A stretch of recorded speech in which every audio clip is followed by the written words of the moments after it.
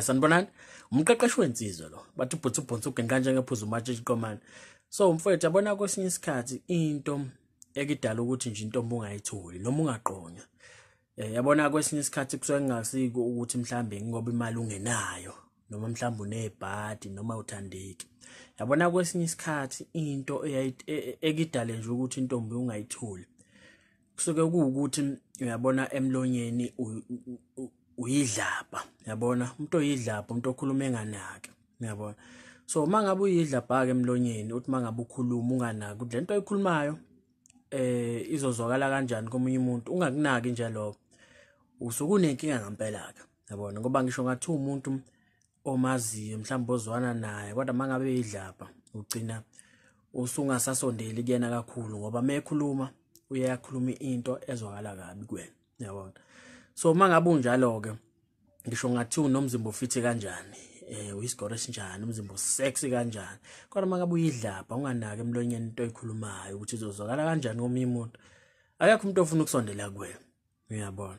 Ingakho nje uthola ukuthi kwesinye isikhathi mhlawumbe insizwa ihlela usuku nentombazane beye kuleyo first date nayo kodwa mase bendawonye uthola ukuthi yabo nje bayaqala ukuhlangana futhi bayagcina ukuhlangana ngenxa yani yokuba yidlapha uthi umuntu eselapha enze inqwaba yamaphutha akukhulume nje futhi angabi namsebenzi uthi hey njengoba ngikhuluma kanje lo muntu yena lento uzoyizwa kanjani, yabo.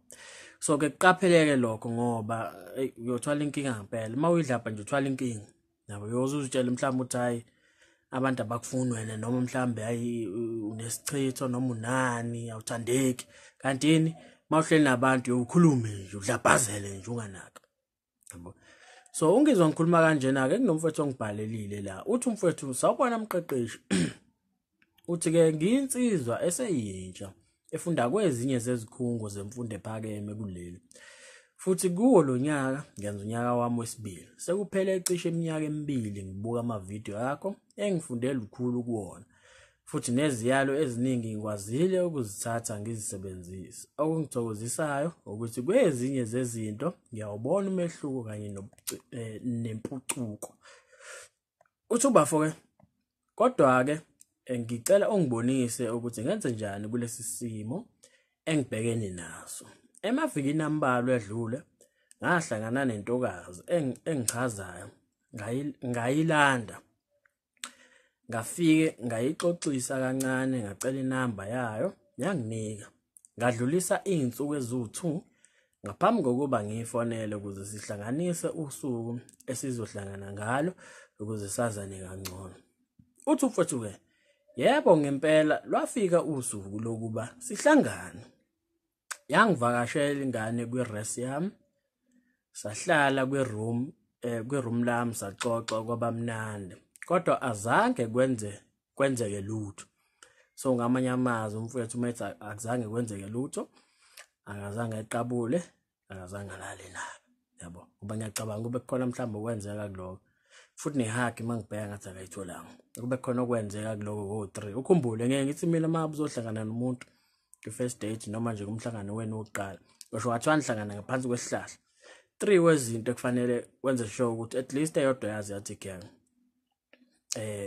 ukuthi ulale naye mangabe kuvuma, mangabe ngavumi ukiss, yabo. Mangabe ngavumi ihug, yabo. Leyo 3 at least 1 ibhokisi elodwa kufanele ulithike lapho. Mangabe ungathikanga box kuye kube inkinga ke, yabo. Ngoba phela kufanele uziveze mfethu ukuthi uze ngani as much as ungeke ukhulume ngomlomo umtshela ukuthi uyamthanda but izenzo zakho vele nawe uyazi njengoba nje uhlela lomhlangano ugcwele ngaye but uyayidinga iconfirmation kuwena isiqinisekiso sokuthi hayi lo muntu lo asona isitabani futhi akadinga umngani wesifazane, hayi lo muntu uyangifuna ngempela. So izenzo zakho ekufanele zikhulumele kodwa ukuthi ufethu ke ithe isihamba sahlanganisa usuku lokubonana futhi yangitshela ukuthi singaze sihlangane after a week njengoba ibusy ibhala ama-exam, yabo. So loya line loyana kahlahle umfowethu mangabe ngempela intombazane yasho kanje kuyena shule intombazane njani igcwele ngayo umfowethu ngobani as much as ibusy umfowethu angithi uyasho ukuthi bahlanganisa as much njengoba sebehlukana bayahlela ukuthi okay njengoba sihlukana ke sophinda sibonane nini yabona kubalekile nalokho. So uyasho umfowethu ukuthi hayi thekeni iyaveza ukuthi hayi njengoba ibhizi nje ibhala ama exam so bengaze bebonane nini esontweni elilandelayo yabo. So ke intombazane mangabe injalo ke isuke injani igcwele ngawo wayisho ukuthi hayi ngibhizi angazi ngisazobona yabo. So umuntu kanjalo angacaciseli kahle lo muntu intshisekelo yakhe isuke nje ilow yabo. So umuntu nje naye ozimisele ngawo as much as busy but uyasuggest ukuthi okay ngibhizi kuleli sonto ngaze ngikwazi ukubona kuleli lilandelayo.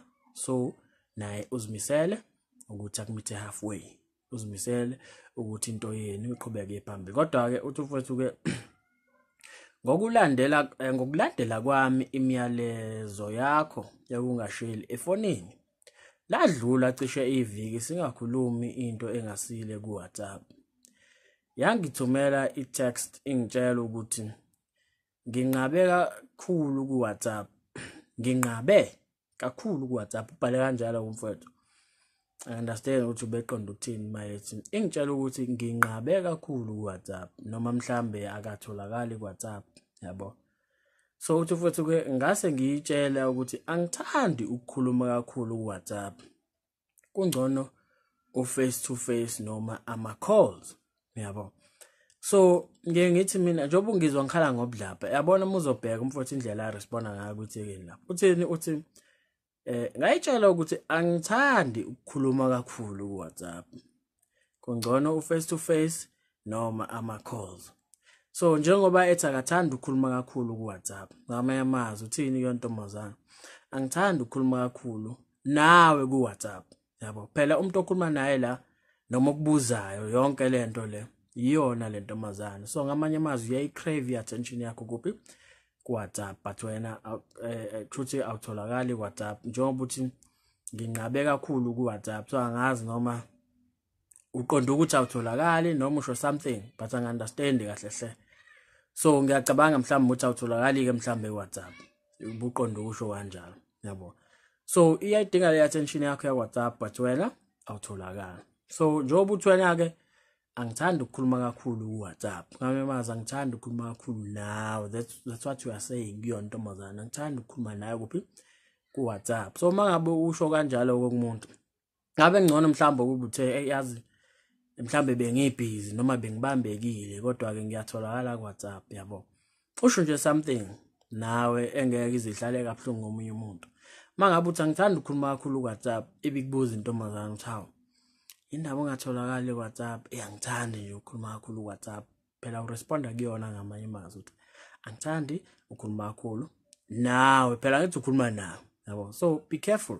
Izinto ezincane ongazinaki wena ezigcina ziba nomthelelo omkhulu ekuthenini into yakho igcine ingasalunganga yabo. Kodwa ukuthi mfethu ke kuthe ngosuku lokuthi sihlangane yangangithetha njengoba ibithembisile.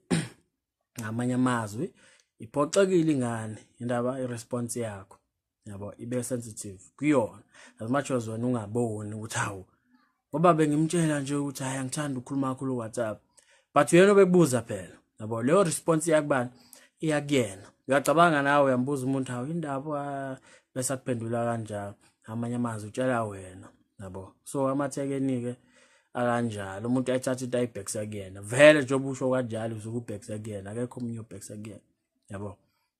So uthi mfethu ke kuthe ngosuku lokuthi sihlangane yangangitext njengoba ibithembisile. Ngayifonela ntambama ngizama ukwazi ukuthi kungani engibambise udongo. Yangalubamba ucingo. Ngayiyeka ke nami kanjalo ngokucabanga ukuthi izobuyela kumina uma ibona imiss call yami kanti lutho yabo. So lo muntu ngokubona kwami njani uphoxekile response yakho. Kodwa ke phela njoba ngeke ngisho ukuthi amaphutha mfowethu sonke siyawenza. So sesifunde kuona amaphutha ngaphandle komaphutha ke impilo ngeke yaba mnandi njengoba imnandi yabo. Ngeke ngithi mina funda kwakho amaphutha ungagcini futhi ekufundeni kwakho amaphutha ufunde nakumaphi nakwabanye abantu ufunde kubona yabo. Uthi ke ngicela ukwazi ukuthi ngabe kuyicebe elihle yini ukuthi ngitext noma ngifone futhi ngibuze ukuthi kungani ingibambise udongo noma ngizithulele ngiziqhubekele phambili empilo yami. So ayivala lapho kumfowethu. So mina bengakwenza noma bengakusho kwena ukuthi next time ngaphambi kokuba umuntu umnikeze response, be careful. Bhekisisa into, ungakhuluma idlabha, yabo. Bhekisisa lento esho ukuthi kuyena izozwakala kanjani, yabo. So mhlambe wena ngenzeka kuba unaka ngwabhala nje umkhombisa uzama ukumtshela ukuthi hayi WhatsApp angigxilile kakhulu. Ngcono makunjani kuma call mhlambe ngizozwa ivoice yakho nani, yabo. So next time qaphela indlela o responda ngayo, ungavele uresponde nje, yabo. Ngoba komunye umuntu leyo nto yayithatha ibhekiseke njengaletheke nje ubuyibona nje isiqale ngathi yakubhampela indaba iphoxekile. So njoba ke umfonelileke ebengathi mina kwenza awudlulise noma u2 noma 3 days uthule nje ubuke, yabo. Mawukuthi akenzi lutho angithi ubumfonelile wangaphendula ufika kubambisa udongo akutshela funa khona izathu ukuthi why wena why engazange aphumelele kulomhlangano wenu wesibili, yabo. La hayi ukuthi mhlambe kwi first date yakho noma kulomhlangano wenu oqala akuzange kuhambe kahle, cha. Hayi ukuthi akuhambanga kahle, ngicathi i-response yakho futhi ku-obvious ukuthi yona response yakho wamnikeza yona ingazange ihlale kahle kuyena. So amnikeze le gap nyana ukuze naye phela abone ukuthi hayi lo muntu lo hayi ukuthi nje uhleze ecabanga mina nawe unezinto apha ezingazi empilweni, yabo. Hayi ukuthi nje hayi nge-second ucabanga mina seyangifonela yabo. No, awumnikeze 2 noma 3 days kukwena ukuthi ucomfortable kangakanani. Mawuthanda ngathi 3 days nje full uyithulele, then ubone ukuthi akukho akwenzayo naye njengoba ade umfonela futhi ekubambise nodongo, yabo. Mawubona ukuthi hayi uyaphela 3 days engazange ezesho lutho, then phinda umzame futhi umfonele, yabo. Umfonele ubone ukuthi wenze njani. Then mawukuthi ke mhlambe nakhona ke uyakuziba uzophinda udlulise ezinye insuku. Mawukuthi uyaphinda futhi uyakuziba hayi mfowethu, yabo. Phela nawe ngeke kulo uncenga umuntu kangaka, yabo. Sengathi nje mhlambe umshaye ngento engaka enkulu. No, mangabe ubona ukuthi hayi impawu zakhe manje seyikhombisa kona ukuthi akasayimisele ngento ngayo le project yenu, hayi ayikho inkinga ke nalapho, impilo iyaqhubeka mfowethu, yabo. That's why kungafanele nje umuntu ujaha ingakho ngihlezi ngikhuza uthando lamabhakede ngezime kanje. Umuntu uvela umthande nje ungakamazi nanokuthi ungubani wangabani uphila yiphi impilo, leyo nto inkinga. Mama busuthola amathukhala zakho uthi lo muntu uphila lempilo kanje, then usuyaphoxeka lapho, yabo. So nawe ke simene sikanje phela ungangitshela le ntombazana uyayithanda nje ebusuku akusalaleki nani mangathiwa akusalungi nje yokhala into ebi, cha lutho. Kungabe nje mfowethu inkinga mangabe kukanjalo, yabo. So umnikeze lesikhathi lesi ubone ukuthi uyabuyani kuwena. Mangabe engabuyi kuwena phinda umnikeze esinye isikhathi, phinda umzama. Makuthi kuyabheda hayi mfowethu impilo iyaqhubeka, yabo. Yilokho nje bengakutshela wona. So next time be careful, ungabi idlabha, ungaphenduli noma kanjani. Qaphela into oyiphimisa ngomlomo wakho, qaphela into oyibhalayo ngezandla zakho ukuthi yena ezozwakala kanjani, yabo. So mangabe unesifiso ke sokubhalela umqeqeshi wensizwa ungambhalela kwi-email ethi mqeqeshiwensizwa@gmail.com. Uma nje wena unesifiso sokuthi mina nawe sibonisane ngodaba lakho, ukhumbuleke mfowethu kaMqeqeshi Wensizwa ikhaya lenjabulo, show mfowethu.